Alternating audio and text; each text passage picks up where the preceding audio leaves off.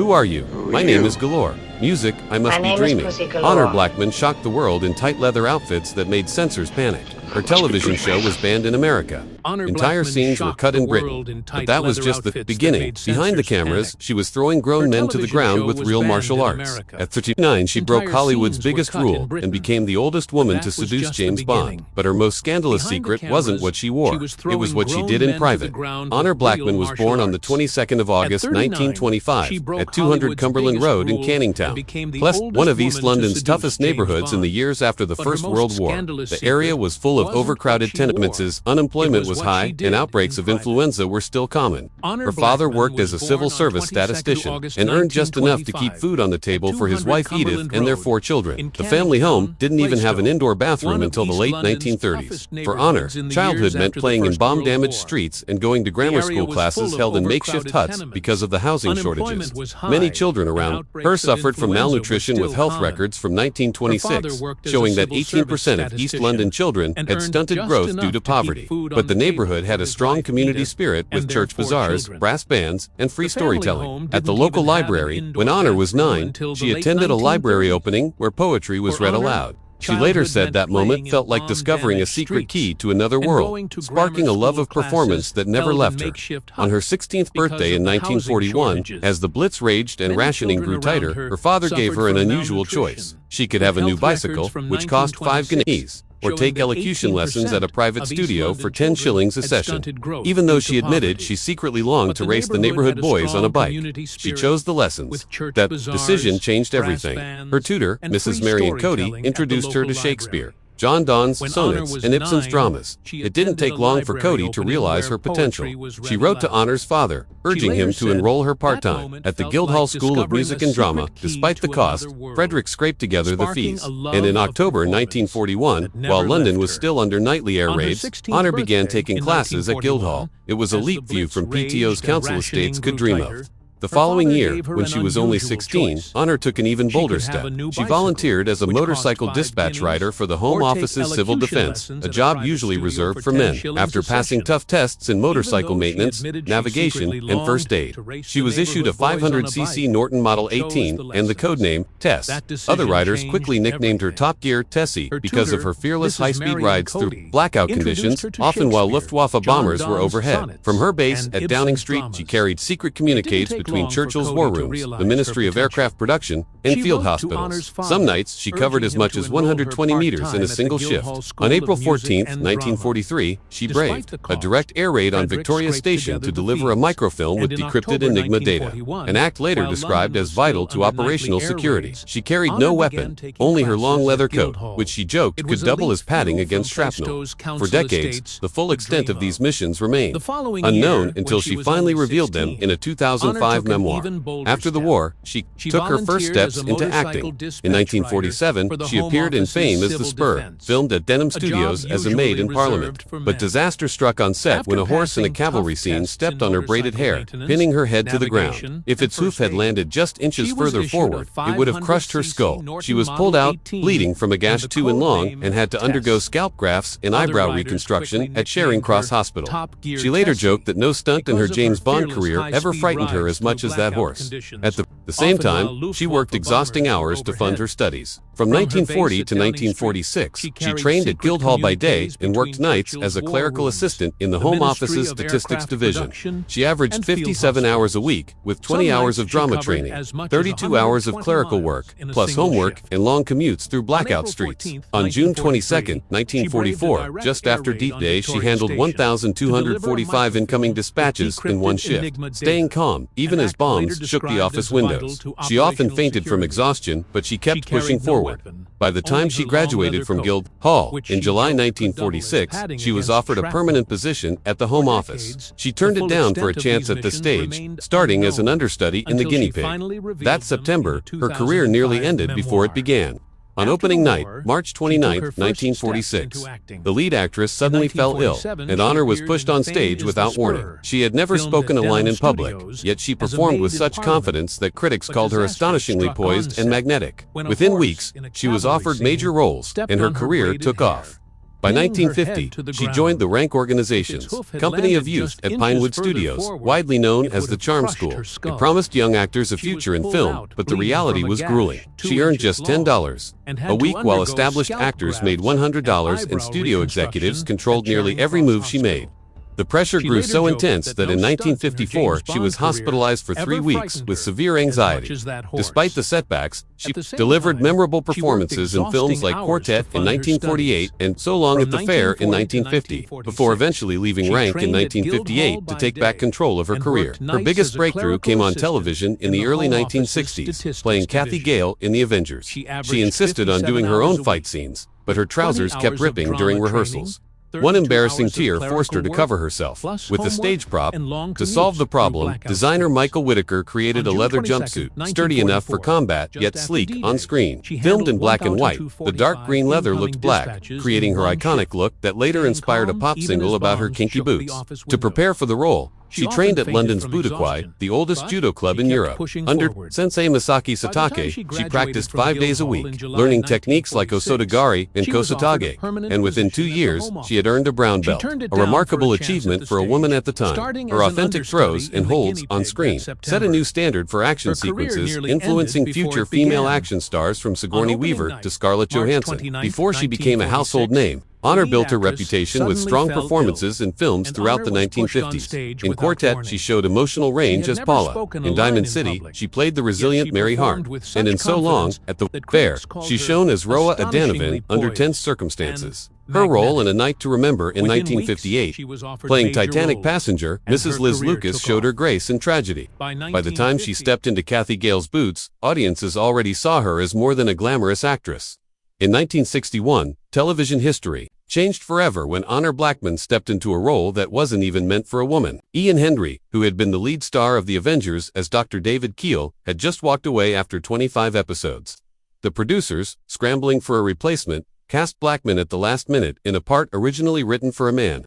Without rewriting the script, she played the character exactly as it was, bringing a strength and authority that shocked audiences. This choice created television's first truly equal female action hero. Suddenly, The Avengers was no longer just a male detective show. It had become something groundbreaking, and Blackman's Kathy Gale was at the center of it. Her character soon stirred controversy that even censors couldn't ignore. The leather outfits, the confidence, and the unapologetic way she fought back against villains made Kathy Gale unlike any woman television had shown before.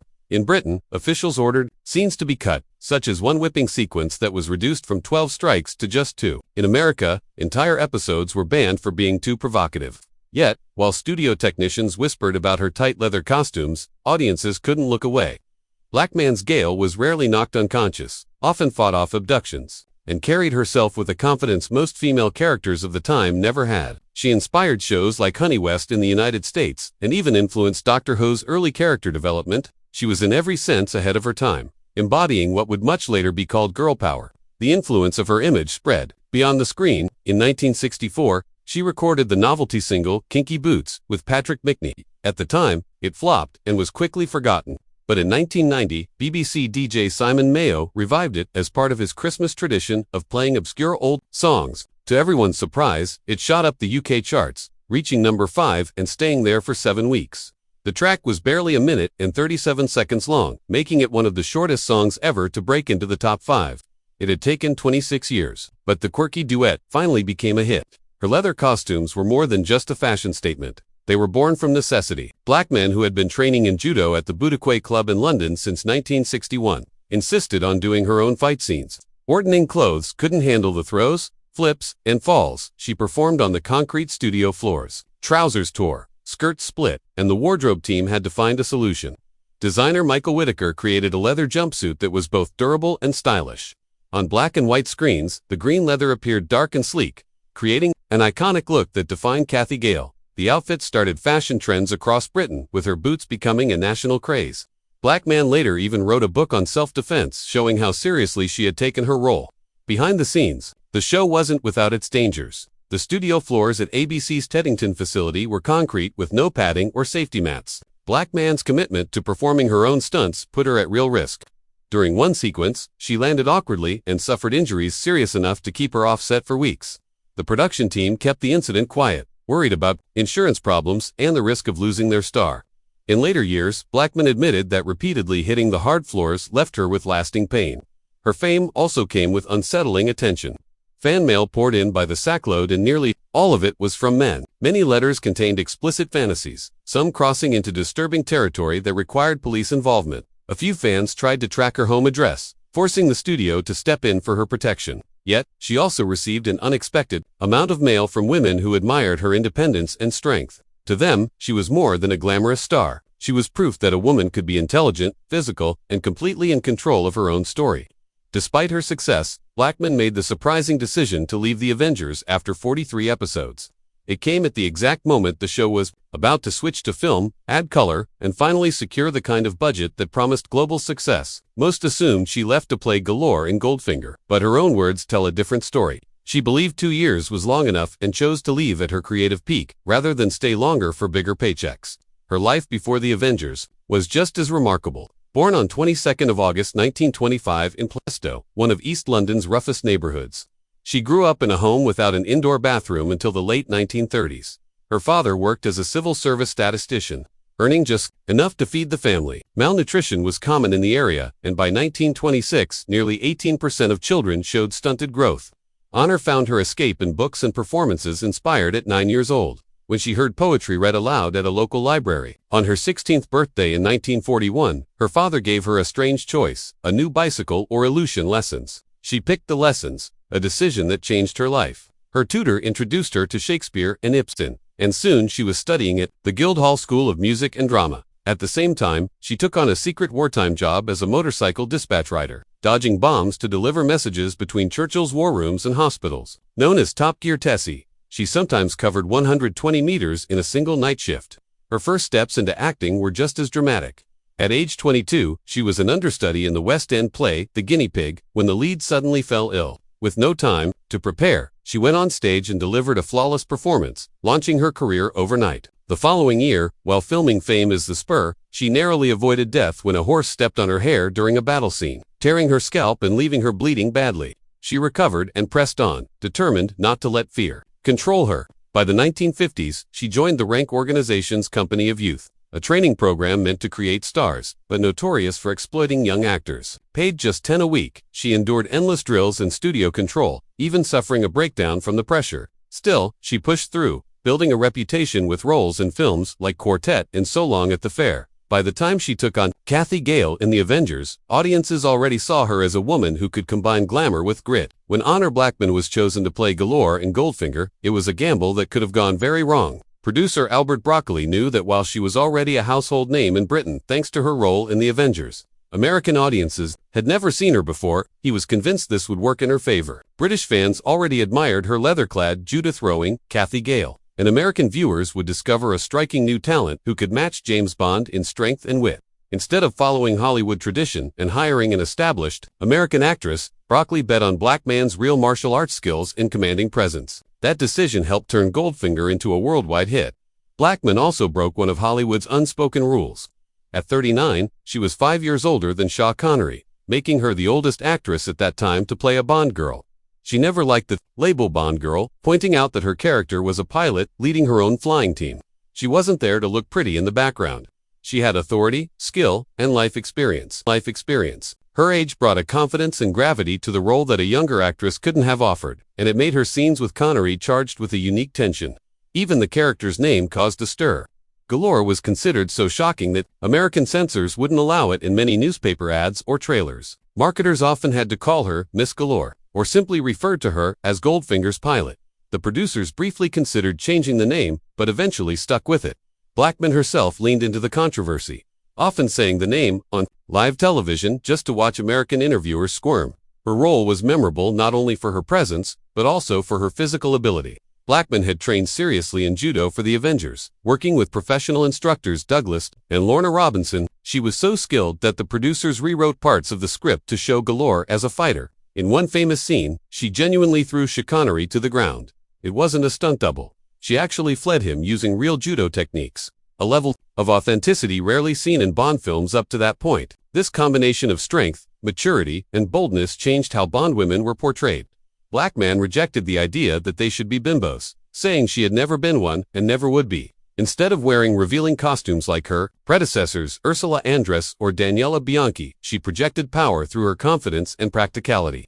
She became a feminist icon within the series, showing that a Bond woman could be both professional and formidable. Her impact was so strong that later producers said she would forever be remembered as a Bond icon. But Goldfinger wasn't the only remarkable part of her career. A year before, in 1963, she played the goddess Hera in Jason and the Argonauts. The film became legendary for Ray Harryhausen's groundbreaking stop-motion. Creatures like the bronze giant Talos and the skeleton warriors. Blackman held her own on screen, giving Hera both authority and mystery, while performing against monsters that were added later through painstaking animation. She had only 5 chances to help Jason, mirroring the number of times his sister had called on her before dying. And her presence brought a haunting sense of myth and destiny to the film. In 1965, she proved her dramatic range in Life at the Top.